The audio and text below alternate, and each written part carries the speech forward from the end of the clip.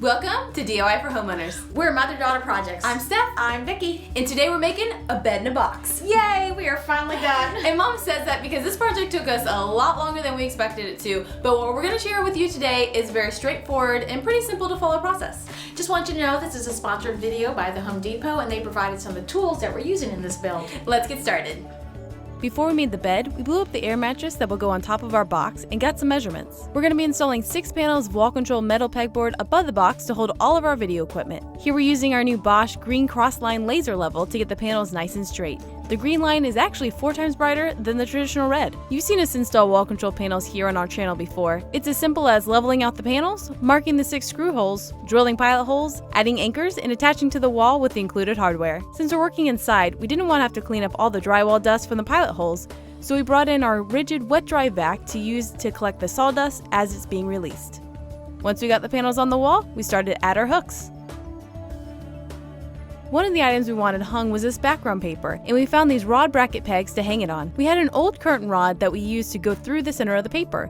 The only problem was the rod was too long, so we marked where it needed to be cut, took it to the garage, and cut it with our reciprocating saw with Milwaukee metal cutting blade. To firmly secure it, we put zip ties on each side of the bracket, which holds it perfectly in place. We used our Husky end nippers to cut the excess plastic from the zip tie. We'll show you some of the other hooks later, but on to the bed. We bought 2 pieces of 1/2-inch plywood from the Home Depot and had them cut it down to 81 inches because that's what fits in our Honda Pilot. Here we're cutting the boards to the longest length we need at 80 inches. We can make a cleaner cut than they do in the store. Here we're making all the cuts necessary. The front of the box is 80 inches by 40 inches. We cut 2 sides at 39 inches by 11.5 inches. We cut 2 more sides at 80 inches by 11.5 inches, and our 2 inside panels are 10 inches by 79 inches and 2 at 10 inches by 39 inches. You can see we made most of these cuts on the ground, and our new Husky knee pads made this much more comfortable for me.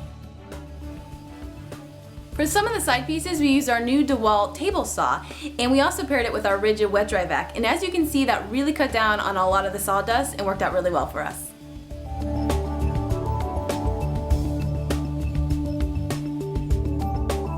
I really like the fence feature on this DeWalt. It moves very easily, stays accurate, and is a very strong guide to cut against. With all our pieces cut, we started to assemble. We started by gluing all the sides, clamping them into place, and using our 18-gauge brad nailer to finish it off. We repeated this process on all 4 sides. If you're wondering what we're using to support this on, this is our Husky Mobile Workbench, which has wheels and makes it perfect for supporting this project. Next, we moved on to the middle support. Here I'm marking halfway down the longer shelf and marked it in 2 spots on the board. We're going to be making an edge half-lap joint.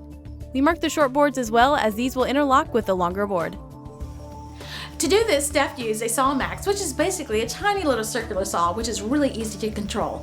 Once she cut the 2 sides, she switched to a Multimax with a jab blade and cut out the remaining section. This was the cleanest way we found to make this cut, as we tried to chisel first, and that made a bit of a mess.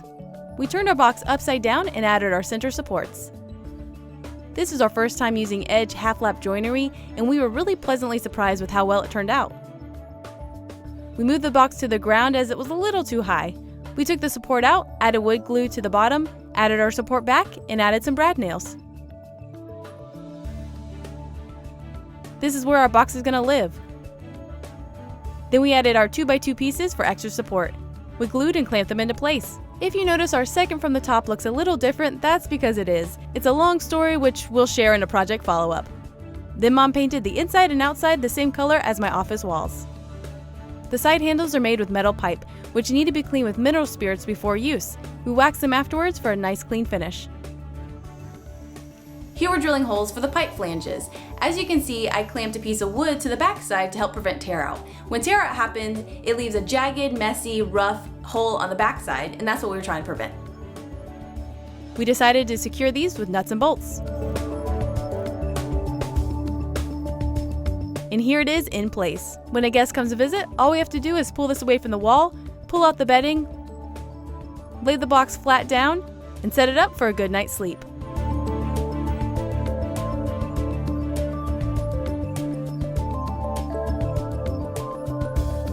We also have this great Husky bag that we're using as a guest side table that will hold all the essentials that our guests will need.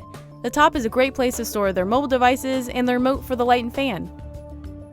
We also included a flashlight that's magnetic so it can be positioned on the handle or in the wall control above. Speaking of the wall control board, you can see it holds all the tech gear quite nicely, and I have easy access to anything I might need. And my favorite feature might be the printer section. This one panel is holding my very heavy printer and printer paper, which altogether weighs about 50 pounds. And this wall control panel has no trouble holding it up. What we learned. The first thing we learned is we overcomplicated this project. So the bed in the box ended up being pretty simple in the end, but we had a lot of things that we scrapped in the middle because we realized we don't need that. So the things that we, the opportunities that we had For learning, we're gonna share those in an upcoming workshop Wednesday if you're interested. as you saw in the video, that we painted the box the same gray color as the walls. We had a whole lot of discussion about what we wanted to do at the front of this, and ultimately we just decided to paint it because it just kind of blends in. But we are open to maybe some faux finishes. If you have any suggestions, leave those in the comments below. As you saw, we just lean the box against the wall and it feels very secure, doesn't feel top heavy, but if you have kids, you might want to think about securing it officially to the wall. We want to thank Wall Control for the panels we use. Now these aren't just any panels, these are their brand new purple color, and they actually put those in production because of Steph. We love that the wall control panels are very strong. This tech equipment is really varied in sizes and weight, and it really holds it very securely. Love that we're able to find things very, very quickly, take them down, put them back up. Now that my office is also a little mini guest room, I need a guest to try out our new bed in the box. So Mom is going to spend the night tonight and try it all out. Let me know if there's anything that I need to make adjustments to or anything I need to add to make a perfect night's sleep for my guests. And whatever she learns, she's going to put in the written post on our website. Again, we want to thank the Home Depot for sponsoring this post, as well as Wall Control for providing those purple panels. If you want to get all of our new projects in your inbox each week, you can sign up for our newsletter in the link below. Okay. I think we did it in one take. I think it's the first time ever. Well, I mean, we just did like 50 takes, like I know we did. Yes. Look, a little practice.